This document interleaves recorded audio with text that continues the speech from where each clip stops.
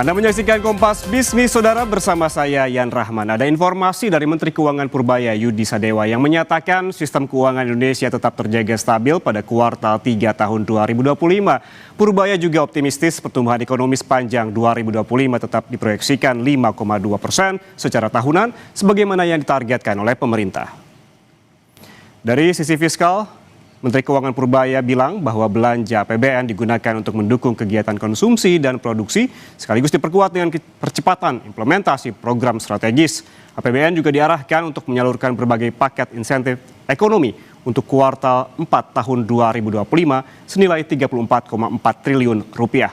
Meskipun pertumbuhan ekonomi kuartal 3 baru akan diumumkan BPS, Purbaya optimistis ekonomi Indonesia akan tumbuh 5,5% di kuartal 4. Dan sepanjang 2025 pertumbuhan ekonomi diproyeksikan tetap di angka 5,2%. Selain itu, Purbaya mengatakan bahwa sistem keuangan kuartal 3 tahun ini tetap terjaga dan mendukung pencapaian pertumbuhan ekonomi stabil dengan mewaspadai seluruh risiko global.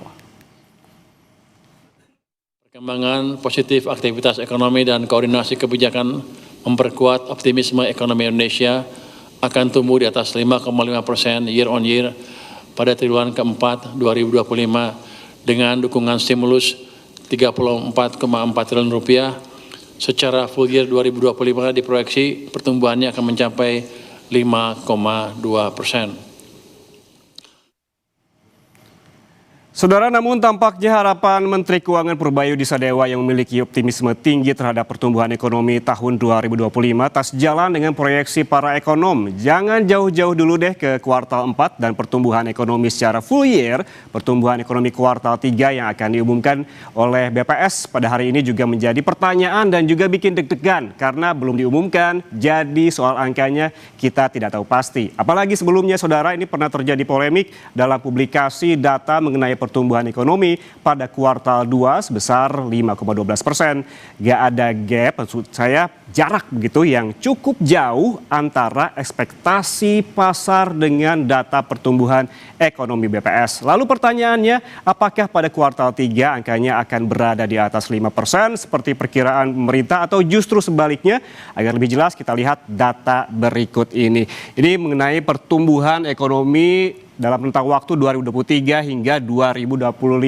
Selama 3 tahun terakhir kita bisa membaca adanya sebuah pola pertumbuhan ekonomi yang kurang lebih ini hampir-hampir mirip setiap tahunnya, yaitu biasanya ada penurunan dari kuartal kedua ke kuartal ketiga, kemudian ada kenaikan dari kuartal ketiga ke kuartal keempat. Secara histori demikian, namun apakah pada tahun ini akan terjadi pola yang sama? Jawabannya tidak ada yang tahu pasti. Yang kita bisa lakukan hanya memprediksi berdasarkan pola-pola histori yang selama ini terjadi. Saya warnai yang berwarna kuning ini saudara, ini merupakan yang kuartal ketiga. Tampak di tahun 2023 ada penurunan di kuartal 2 ke kuartal 3, kemudian juga tampak pola lainnya di kuartal 2 di 2024 ke kuartal 3 di tahun 2024 dengan pertumbuhan ekonomi 4,95%. Dan nanti juga kita nantikan jawabannya seperti apa pertumbuhan ekonomi di kuartal 3 tahun ini. Ini pertumbuhan ekonomi di tahun 2025 berdasarkan data dari sejumlah ekonom. Kita lihat data selanjutnya. Nah, ini dia. Muncullah angka-angka ini saudara berdasarkan konfirmasi dari tim Kompas TV dan juga Kontan kepada sejumlah ekonom yang memproyeksikan pertumbuhan ekonomi dari Juli hingga September 2025 yang tumbuh antara 4,7% hingga 5,2%. Angka lebih detailnya adalah ini datang dari BCA yang memproyeksikan 4,95% hingga 5%, sementara Danamon 5,02%, BNI antara 4,9% hingga 5,1%, sementara Indef ini rentangnya yang paling tinggi 5% hingga 5,2%, dan Core Indonesia 4,9% hingga 5%. Sementara proyeksi yang paling rendah begitu dari Selios besar 4,7% saja. Tentunya proyeksi ini bukanlah angka semu tanpa background riset yang kuat. Menurut sejumlah ekonom, lemahnya pertumbuhan ekonomi kuartal 3 dipengaruhi oleh sejumlah faktor, mulai dari stimulus ekonomi yang belum cukup mendorong pertumbuhan sektor real, tidak adanya momentum musiman yang mendorong kenaikan konsumsi rumah tangga, stimulus ekonomi yang belum berdampak signifikan, hingga kinerja investasi yang juga melambat. Selain itu, saudara, sejumlah data ekonom yang dirilis sepanjang kuartal 3 lalu ini masih belum menunjukkan perbaikan yang berarti. Apa saja datanya? Kita lihat grafik selanjutnya. Nah, kita lihat ini. Yang pertama, ada Purchasing Manager Index atau PMI Manufaktur. Setelah berada di level kontraksi selama 4 bulan, PMI Manufaktur kembali naik ke level ekspansi, tapi masih cenderung turun. Sementara indeks keyakinan konsumsi memang masih berada di atas level 100, yakni 115 pada September lalu. Namun, saudara, kecenderungan memang turun sehingga pemerintah perlu berhati-hati karena kian tergerusnya optimisme masyarakat. Di sisi lain, belanja pemerintah yang digadang-gadang jadi katalis, realisasinya juga masih melempem, baru 61,71% dari target APBN 2025. Artinya apa? Pemerintah masih harus membelanjakan hampir 40% dari pagu anggaran di kuartal terakhir tahun ini. Dan yang perlu juga diperhatikan, saudara, yang menjadi indikator adalah angka PHK di Indonesia dalam data selanjutnya. Nah, ini dia. Kalau dilihat dari grafik berdasarkan data dari Kementerian Ketenagakerjaan, tampak dari tahun ke tahun angka pemutusan hubungan kerja ini terus melonjak. Dari tahun 2022 ada 25.000 orang yang di PHK, 2023 ada 65.000 orang, dan 2024 naik lagi ke 78.000 orang. Sementara hingga September tahun ini ada 45.426 orang yang di PHK. Meski demikian, saudara, Kemenaker melaporkan bahwa jumlah pekerja yang terdampak PHK turun pada September 2025 tercatat tambahan 1.093 orang sehingga secara kumulatif sepanjang Januari hingga September 2025 angkanya mencapai 45.426 orang yang di PHK. Jumlah ini turun 16,5% dibanding angka PHK pada Januari hingga September tahun lalu. Meski turun, angka PHK di Indonesia masih sangat tinggi dan menyumbang angka pengangguran di usia produktif. Kita lihat data selanjutnya.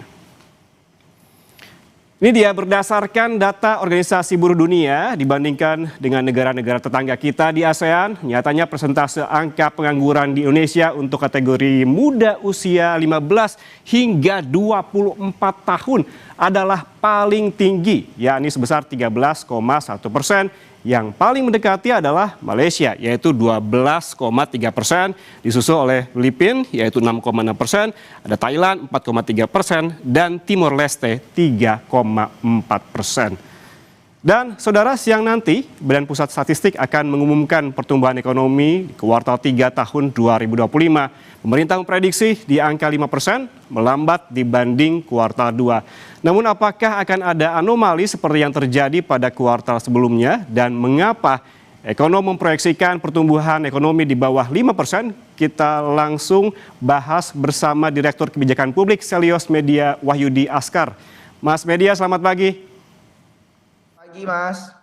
Mas Media, ini Selios memprediksi ekonomi tumbuh 4,7%. Ini kalau kita bandingkan tadi dibandingkan ekonom lain ini paling rendah begitu.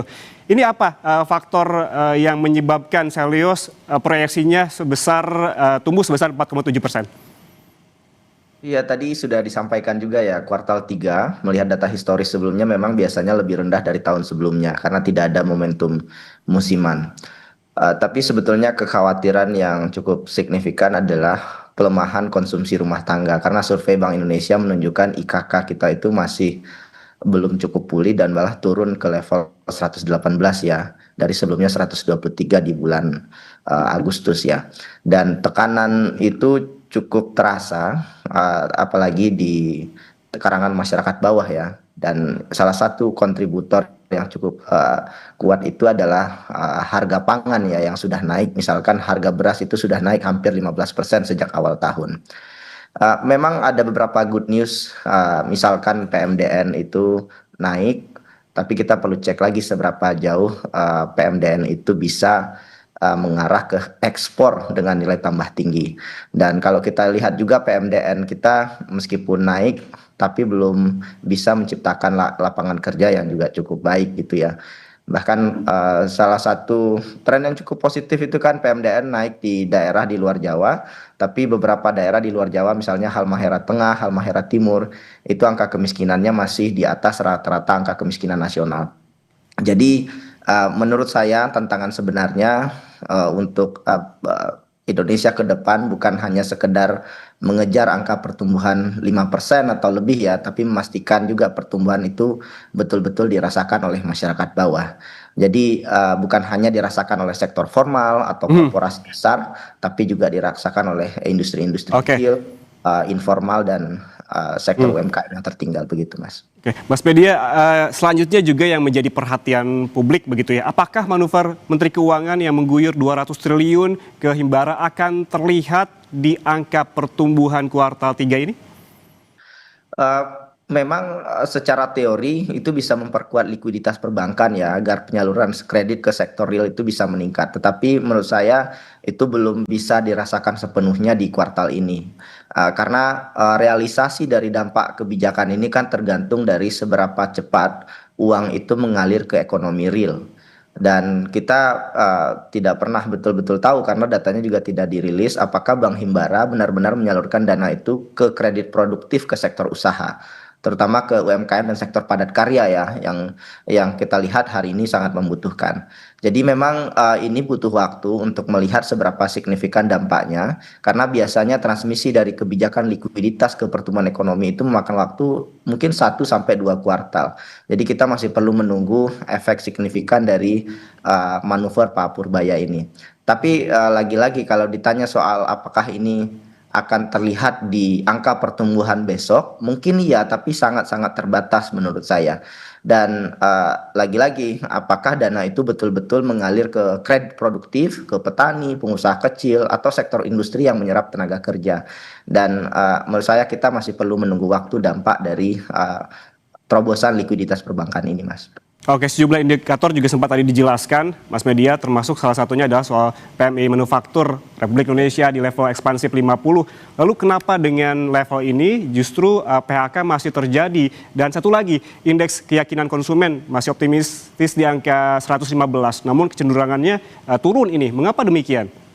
Ini tipis sekali sebetulnya Mas PMI di level 50, sekian ya. Jadi secara makro memang industri itu masih beroperasi ya, tapi belum berada di zona nyaman gitu.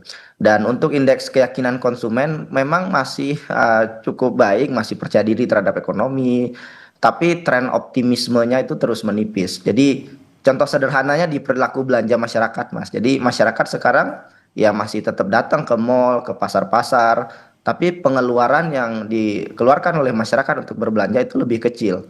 Masyarakat memang masih belanja kebutuhan pokok, tapi menunda pembelian barang sekunder, misalkan gadget atau pakaian bermerek, dan bahkan beralih ke alternatif-alternatif lain dan menurunkan kualitas konsumsi. Jadi secara umum memang roda ekonomi memang masih berputar, tetapi lebih pelan gitu ya. Dan masyarakat lagi-lagi ya tidak menilai ekonomi dari data statistik, melainkan dari pengeluaran sehari-hari. Apakah harga sembako naik, apakah gaji mereka cukup, pekerjaan mereka aman nggak dari PHK. Jadi ketika pemerintah menyampaikan ekonomi tetap kuat, masyarakat bisa saja berkata mungkin di angka iya, tapi di dapur kami tidak terasa. Jadi kesimpulannya memang ada jarak ya saat ini memang dari data dengan kenyataan ekonomi rakyat. Dan angka makro memang memberikan kesan stabilitas dan menurut saya baik untuk investasi, tapi lagi-lagi tantangan ke depan bukan hanya soal menjaga angka PMI di atas 50 atau IKK di atas 100, tetapi memastikan kenyataan ekonomi yang ada itu benar-benar lebih baik dan tidak hanya sekedar angka di atas kertas gitu, Mas. Oke, kita melihat bagaimana kenyataannya di lapangan dibanding angka-angka makroekonomi begitu yang disajikan nanti oleh BPS. Tapi kita beralih ke soal realisasi begitu, Mas Media. Mungkinkah realisasi di Q3 tahun ini di atas proyeksi ekonom seperti kuartal 2 berkat realisasi investasi dan juga kalau mengacu pada BKPM memang angkanya juga naik bukan? Ya, betul, Mas. Jadi memang benar bahwa data BKPM realisasi investasi kita itu masih cukup positif ya. Tapi memang perlu dicatat juga efek investasi terhadap pertumbuhan PDB itu tidak selalu instan karena bisa jadi investasi yang terrealisasi di kuartal ini itu proyek-proyek jangka menengah, kayak pembangunan smelter, infrastruktur, kawasan industri, yang dampaknya terhadap output ekonomi baru itu baru terasa dalam beberapa kuartal ke depan. Dan kalau kita bandingkan juga dengan kuartal kedua, waktu itu kan momentum belanja pemerintah dan konsumsi pasca Lebaran itu juga masih cukup kuat ya. Tapi di kuartal ketiga ini efek musiman kan juga sudah hilang. Jadi dorongan fiskal pada kuartal 3 kemungkinan belum terlalu besar begitu ya. Eh, Ya, investasi yang naik sinyal positif, tapi memang itu belum jadi jaminan total otomatis ekonomi kita itu bisa melesat. Jadi butuh kombinasi sebetulnya. Konsumsi yang pulih, ekspor kita baik, dan belanja pemerintah kita juga efektif ya. Oke. Dan kalau ketiga mesin ini berjalan bersama, ada harapan ekonomi kita tumbuh lebih baik gitu, Mas. Ya, soal realisasi belanja pemerintah per September juga ini Mas Media angkanya belum optimal. Akankah ini berpengaruh terhadap pertumbuhan di kuartal 3 ini? Pasti berpengaruh ya, karena kalau kita lihat data terakhir di Kemenkeu itu masih di kisaran 62% ya dari total APBN, pengalokasian dan realisasinya. Jadi menurut saya di sisa waktu tahun ini harus diperkuat belanja pemerintah. Karena kalau kita lihat di daerah misalkan itu banyak proyek infrastruktur kayak jalan, irigasi, fasilitas publik, itu baru dilelang pertengahan tahun sehingga pengerjaannya mundur. Jadi akhirnya penyerapannya jadi melemah. Dan tidak hanya itu ya, di level kementerian juga buruk sekali serapannya. Karena ini tahun awal politik dan birokrasi kita juga masih rumit, kementerian lembaga banyak sekali, akhirnya serapan anggarannya masih sangat lemah. Jadi memang betul Mas, belanja pemerintah masih belum cukup optimal, dan saya kira efek stimulus yang sudah dilakukan itu baik, tetapi harus terus dilakukan berulang-ulang untuk menjaga daya konsumsi masyarakat domestik itu, Mas. Oke, Mas Media, sebetulnya dari pengamatan Anda, apa sih yang membuat realisasi ini sangat rendah, begitu penyerapannya rendah, apalagi ini waktunya juga sangat mepet begitu hingga akhir tahun. Apa yang perlu dilakukan? Pertama memang waktunya sudah tinggal 2 bulan lagi ya. Jadi yang bisa dilakukan biasanya efek stimulus saja. Dan kita lihat misalkan di tahun 2021 beberapa stimulus dilakukan pada saat itu menjelang akhir tahun, seperti bantuan subsidi upah, PKH, dan ini sudah mulai dilakukan oleh pemerintah. Tetapi persoalan di lapangan kan kompleks sekali ya. PKH meskipun sudah dialokasikan, tapi juga belum diterima masyarakat begitu. Jadi ini memang stimulus diperlukan, tetapi stimulus ini tidak serta-merta bisa membuat PDB kita tumbuh lebih dari 0,3 atau 0,5% penambahannya. Karena penggelontaran 30-40 triliun itu tidak seberapa dari segi jumlah. Jadi yang perlu diingat juga adalah kita perlu transmisi kebijakannya juga gitu. Jadi stimulus penting, tetapi kita butuh investasi jangka panjang, peningkatan produktivitas, penciptaan lapangan kerja baru. Ini yang mungkin jadi tantangan. Dan satu lagi, stimulus oke sekali masyarakat butuh, tapi stimulus harus jatuh ke kelompok masyarakat berpendapatan rendah dan saat ini yang membutuhkan. Jadi kalau stimulus jatuh ke berpenghasilan tinggi, yang justru akhirnya malah menabung atau tidak menggerakkan ekonomi real, maka dampaknya terhadap pertumbuhan ekonomi juga kecil. Jadi itu saya kira Mas tantangan ke depan, bagaimana mengubah kebijakan temporer. Stimulus Pak Purbaya mungkin sudah baik dari segi ide dan pelaksanaan, juga masih kita tunggu dampaknya, tapi lagi-lagi kita butuh merubah kebijakan temporer tadi menjadi momentum perbaikan yang berkelanjutan. Lagi-lagi soal lapangan kerja. Oke, yang perlu diperhatikan oleh pemerintah untuk mengejut nanti penyerapan adalah juga terkait dengan stimulus, bagaimana ini tepat sasaran. Terima kasih Direktur Kebijakan Publik Selyos Media Wahyudi Askar atas waktunya bersama kami di Kompas Bisnis. Sehat selalu. Dan saudara jangan kemana-mana, Sapa Indonesia Pagi akan kembali sesaat lagi. Tetaplah bersama kami.